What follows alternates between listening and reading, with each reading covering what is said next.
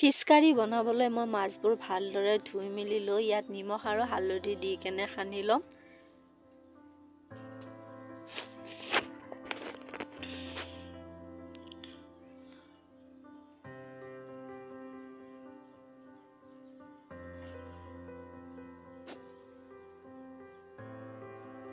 ভালদৰে হালধি নিমখ দি সানি লোৱা মোৰ হৈ গৈছে। এতিয়া মই ইয়াক ফ্ৰাই কৰি ল'ম। কেৰাহীটো বহাই দি তাত দি লৈছোঁ মিঠাতেল। তেলখিনি গৰম হোৱাৰ পিছতে ইয়াত এপিচ এপিচ কৰি মই মাছখিনি ফ্ৰাই কৰি ল'ম ভালকৈ।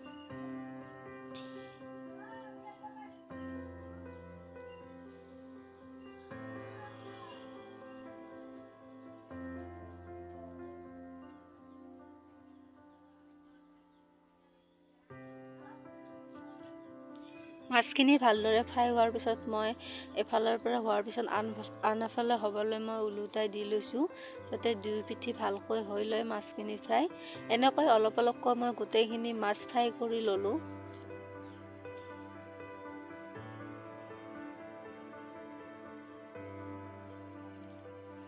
মাছ ফ্ৰাই কৰি ৰোৱা তেলখিনিতে মই আৰু অকণমান তেল দি লৈ তাতে দি লৈছোঁ পিঁয়াজখিনি।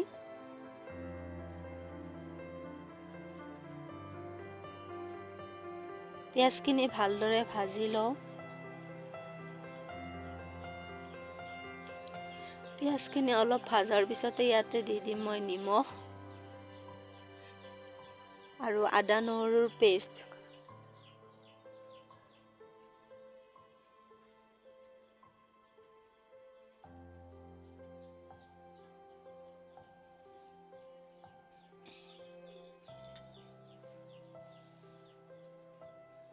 পিঁয়াজখিনি আমাৰ আধা ভাজা হৈ গৈছে। এতিয়া আমি ইয়াত দি দিম হালধি, জিৰাৰ গুড়ি আৰু ৰেড চিলি পাউডাৰ।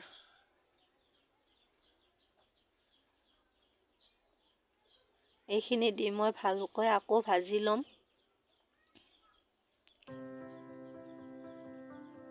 ৩-৪ মিনিটমান মই পিঁয়াজখিনি ভালদৰে ভাজি লওঁ।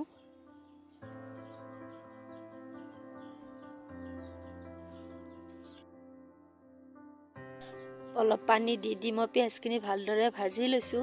এতিয়া মোৰ অলৰেডি পিঁয়াজ আধা ভাজা হৈ গৈছে। এতিয়া দি দিছোঁ ইয়াত বিলাহীৰ পেষ্টখিনি। বিলাহীৰ পেষ্টখিনি দিয়াৰ পিছত মই আকৌ এবাৰ ভাজি ল'ম।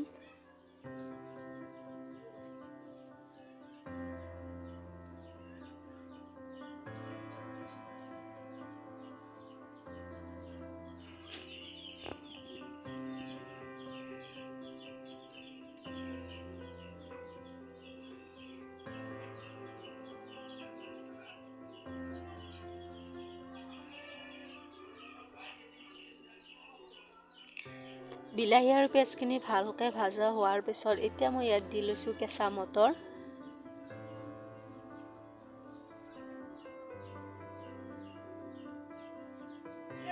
গোটেইখিনি আকৌ এবাৰ ভালদৰে ভাজি লৈছোঁ।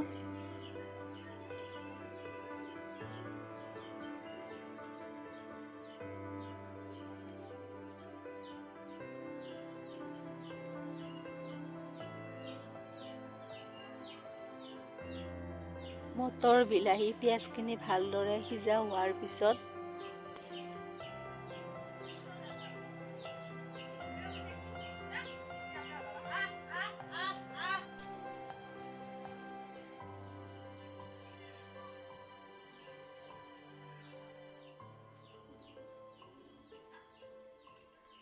এইখিনি ভালদৰে সিজা হৈ গৈছে। এতিয়া মই ইয়াত দি দিম পানী।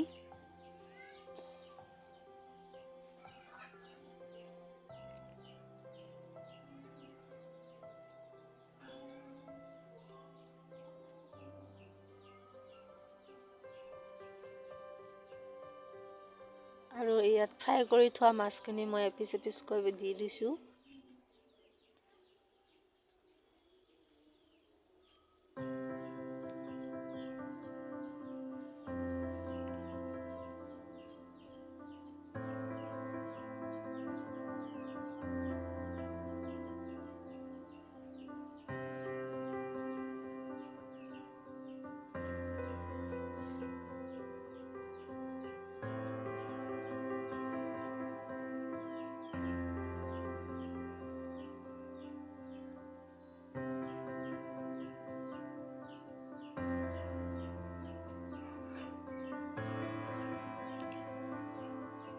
এতিয়া ইয়াত দি দিম কেঁচা ধনিয়াৰ পাত।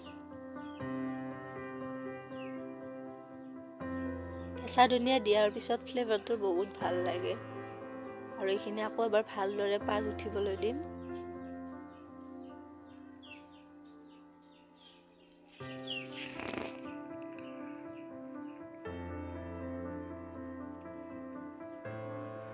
আৰু এয়া আমাৰ ফিছ কাৰী ৰেডি।